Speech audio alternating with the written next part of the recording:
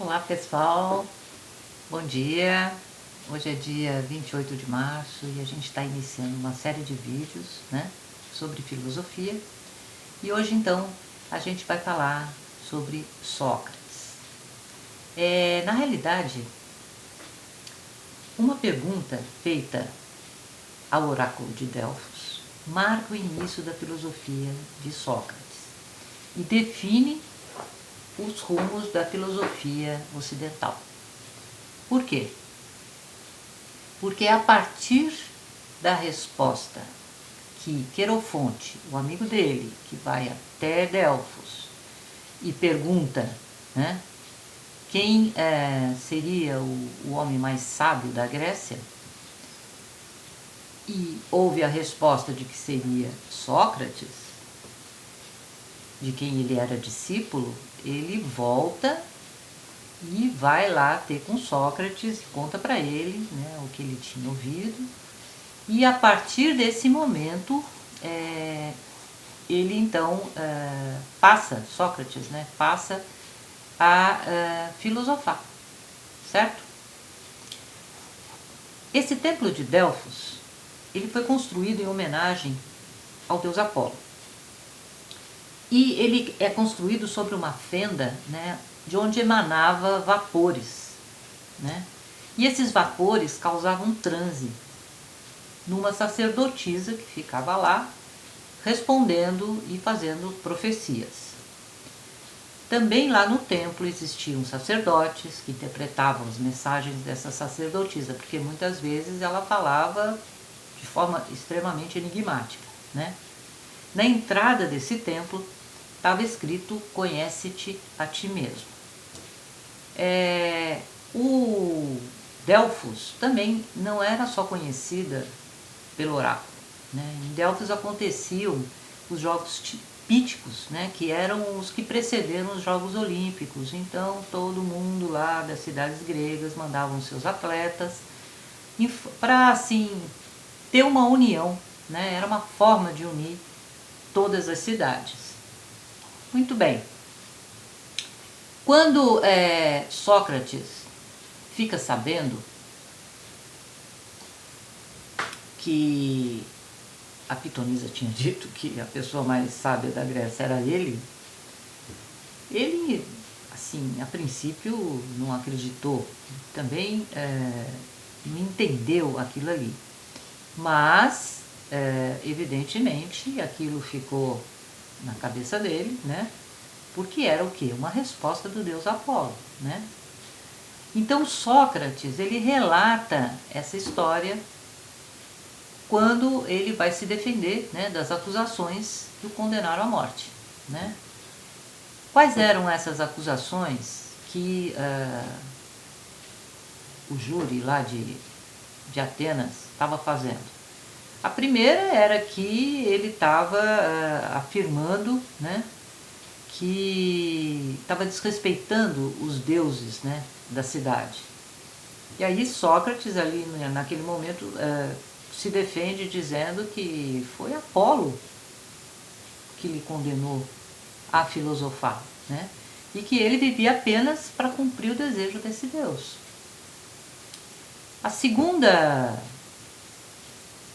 acusação era que ele estava corrompendo os jovens da cidade, E ele dizia que ele não ia se calar, que ele não ia deixar de fazer o que ele estava fazendo até então, E que ele preferia cumprir a vontade do Deus e não a vontade dos homens, pois calar a filosofia seria calar a voz da própria vida.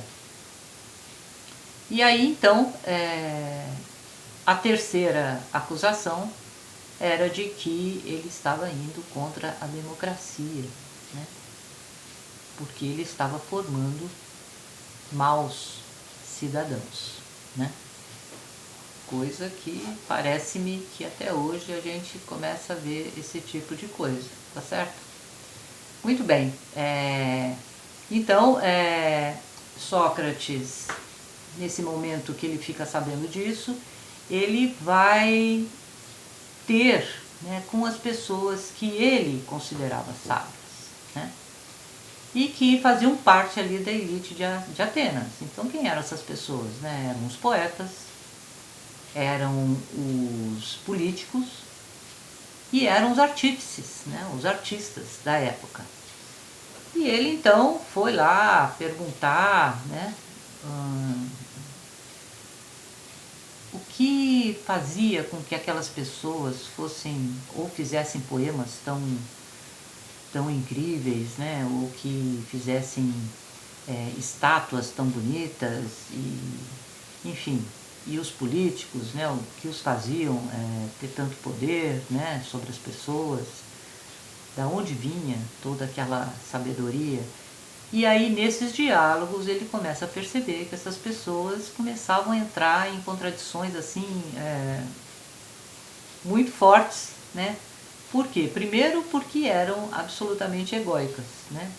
A prepotência, né, e o se achar sábio faz com que as pessoas se fechem para novos conhecimentos, né?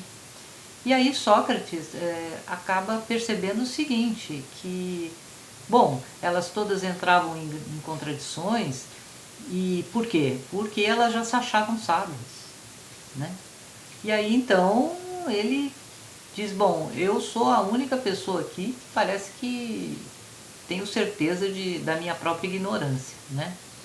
E quanto mais ignorante eu me sinto, mais eu quero aprender. Então, parece-me que ele conclui, né, que ele, de fato, era o mais sábio, não por saber mais, mas por saber que nada sabia, ao contrário dos sábios da cidade. Então, ele tem uma frase dele que é a seguinte: ninguém de nós sabe nada de belo e de bom, né? Mas aquele homem acredita saber alguma coisa sem sabê-la, enquanto eu, que nada sei, estou certo de não saber. Então, essa certeza é que me dá sabedoria. Então, pessoal, eu fico por aqui para dizer que esse método, né, chamado maiêutica, parto das ideias, foi de fato aplicado por Sócrates durante toda a vida dele, em função, né, dessa resposta da pitonisa, certo? Foi isso que fez com que Sócrates começasse de fato a filosofar na sua cidade, Atenas. Ok, pessoal, a partir daqui então vocês vejam a apostila, né? Tentem responder as questões, tá bom? E aí a gente fica para uma próxima. Tchau, tchau!